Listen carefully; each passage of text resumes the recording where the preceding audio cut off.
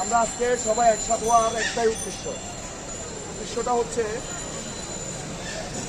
জাতীয়তাবাদী দল বিএনপির নাম ভাঙিয়ে আওয়ামী সন্ত্রাসীরা জায়গায় জায়গায় ডাকাতি করতেছে, চাঁদাবাজি করতেছে, দখলবাজি করতেছে। অতএব জাতীয়তাবাদী দলের আদর্শ যদি আমরা বুকে ধারণ করি, আমরা কি এটা করতে দিতে পারি? করতে দিতে পারি? জনগণের কোনো ক্ষতি করতে দিতে পারি?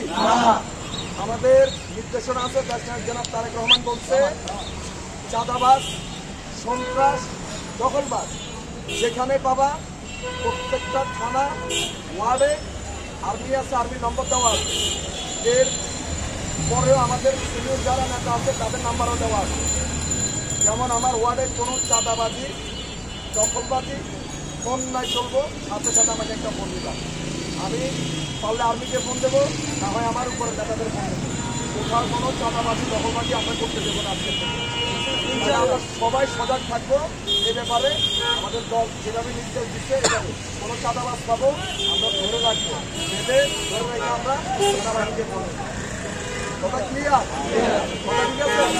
তার মানে আজকের থেকে চাঁদাবাজি বন্ধ, আজকের থেকে চাঁদাবাজি বন্ধ। তারেক রহমানের নির্দেশ চাঁদাবাজির দিন শেষ। তারেক রহমানের নির্দেশ চাঁদাবাজির দিন শেষ। আমরা সবসময় আমরা জনগণের দল, জনগণের পাশে আছি ইনশাল্লাহ, ভবিষ্যতেও থাকবো। ঠিক আছে? সবাইকে ধন্যবাদ।